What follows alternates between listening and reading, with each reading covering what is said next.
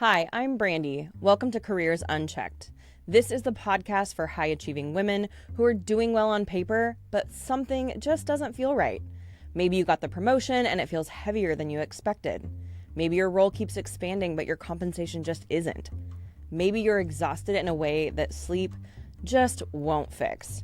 Or maybe you had a quiet moment where you thought, is this actually what I want? I'm a career coach and a first-generation professional.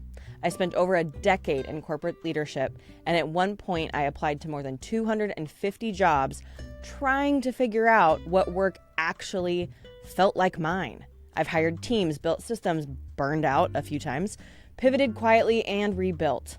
What I've learned from my own story and from coaching hundreds of women is this: you don't need more noise. You need support, you need clarity, and you need a plan that actually fits your life. Around here, we reduce the mental load, we untangle burnout and imposter syndrome, and we build strategy that feels aligned, not performative. And we move forward in a way that's both grounded and strategic. You'll leave with practical tools, real frameworks, and perspective you can use right away, so you can stop overthinking and start making moves that feel authentic. This is Careers Unchecked. Let's get into it. So if you listened to my last episode, you probably heard a little bit more about how I'm trying to be more authentic in my own voice. And with that, I need to talk about something that's been sitting heavy with me since, early November. The New York Times published a piece with a headline that even after they changed it, still made my blood boil. The current headline reads, "Did liberal feminism ruin the workplace?" But originally, it said, "Did women ruin the workplace?" And my immediate reaction was pretty simple.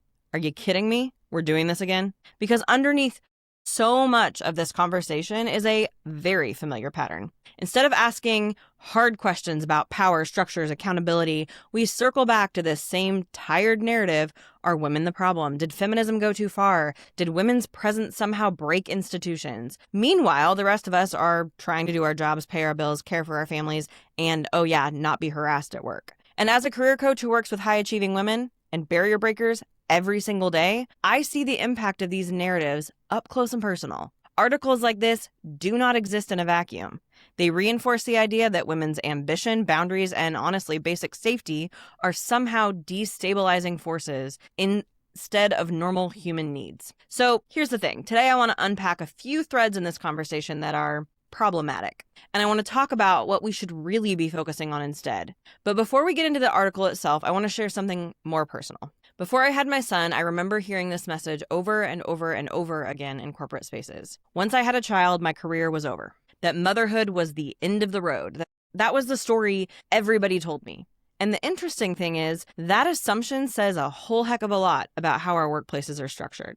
And it says a whole heck of a lot more than anything having to do with women. Because for me, success was never about choosing one identity over another. I've always been someone who goes all in on the things that matter to me. Motherhood didn't change that. But what it did force me to wrestle with was what 100% actually looks like. And that shift has been real. It's been messy. It's required rethinking how I work, how I lead, how I build my business. But here's the thing. Having a child didn't send me out to pasture. It didn't end my ambition. It didn't erase my leadership. It simply changed the shape of my life. And honestly, that's true for most people. Our lives are going to evolve. Our priorities shift. Our capacity changes across various seasons.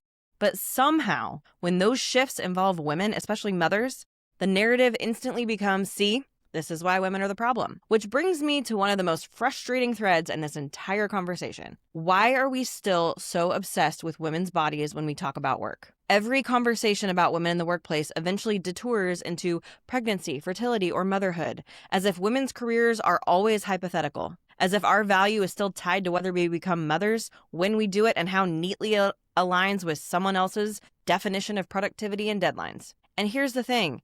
Men have families. My husband actually received better paternity leave than I did as an entrepreneur. And that mattered deeply to him. Parenting is human. It's not gendered. If we actually care about families, we wouldn't be debating women's ambitions. We'd be building structures that support the entire family unit. Paid leave, childcare, flexible work, healthcare, humane workloads. Because the truth is, anyone at any moment in time is quite literally one health crisis, one caregiving responsibility, or one major life event away from needing flexibility. That's not a women's issue, spoiler alert.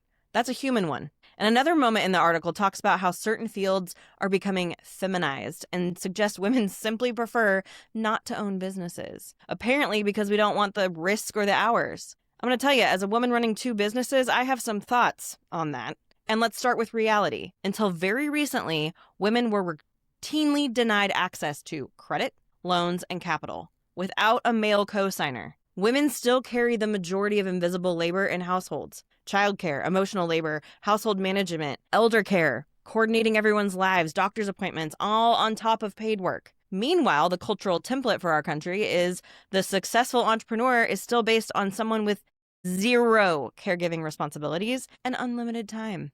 Historically, that template was supported by a wife at home providing unpaid labor. It's incredibly convenient to say women just don't prefer ownership when the system makes ownership significantly more expensive and exhausting for them. Women are not less ambitious. They are less interested in burning down their health, their relationships, and their values to pursue ambition under rules that were never meant for us. Another example from the article talks about women objecting to testosterone-driven environments, things like push-up contests and high-pressure finance settings. And it frames those objections as evidence that women are somehow weakening the workplace culture. And honestly, I have a very simple question to that one. Why the heck is a push-up contest happening at work in the first place? Push-up contests have absolutely nothing to do with the job people were hired to do in that finance firm.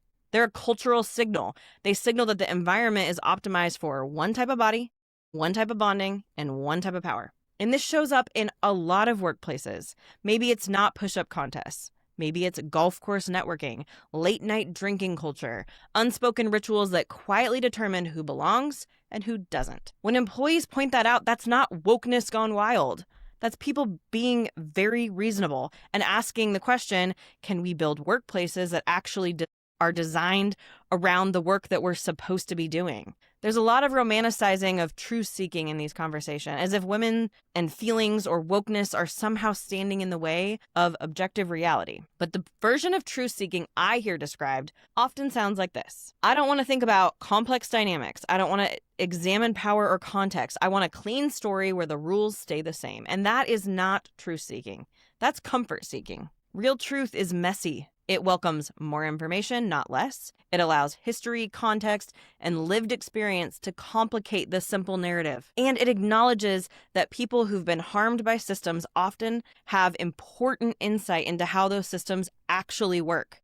And while we're on the topic, speaking of woke, can we just retire that word, please? At this point, it's become a lazy catch-all insult for things like anti-racism, feminism, LGBTQ plus inclusion, holding people accountable for harassment or abuse, and in other words, any attempt to say, the way we've been doing things might hurt people. Diverse teams and inclusive environments aren't perfect. Sometimes initiatives will miss the mark.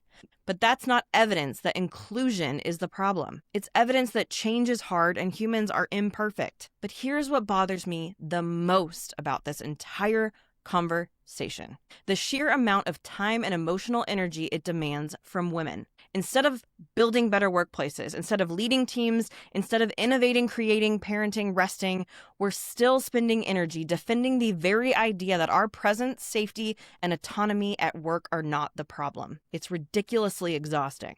And honestly, it's a distraction. So let me offer a different question. What would happen if we stopped asking whether feminism ruined the workplace and started asking who benefits when women are blamed instead of systems being examined for what they are? What would workplaces look like if care, courage, and accountability were shared human responsibility instead of gendered expectations? What could we build if women didn't have to spend so much dang time proving we deserve to be here? Here's the coaching lens I want to leave you with. The women I work with don't want to replace men. They don't want to destroy institutions. They want to build better ones. They want workplaces where leadership, ambition, caregiving, and humanity can coexist. And the men I work with, they want that too. Shocker. Most people are not invested in this gender war narrative. They're invested in building meaningful work and sustainable lives. So yes, this article generated a whole lot of clicks and a whole lot of conversation. Mission accomplished. Whoop-de-doo. I'm more interested in the conversation that we could have been having instead. One where we stop blaming women for showing up and start designing workplaces that actually work for human beings. Because honestly, that conversation's long overdue. So if you want to continue the conversation with me or you need support in your workplace, I'd love to hear from you. I'll see you next week. Thanks for being here on this episode of Careers Unchecked. If something from today is sitting with you and a good next step feels like taking our burnout quiz, I want you to head over to talentcareercoaching.com. This quiz is free, it's short, and it's designed to help you figure out what you're feeling is burnout, or maybe it's misalignment and something about your work is no longer a fit. Those aren't always the same thing, and it really does matter which one it is so that you can go deeper and figure out what is actually happening. Just so you know, everything else lives there too. Blog posts, past episodes, free resources, and then obviously how to book a call or work with me if that makes sense for you too. All of it is there. In the meantime, I'll see you next week.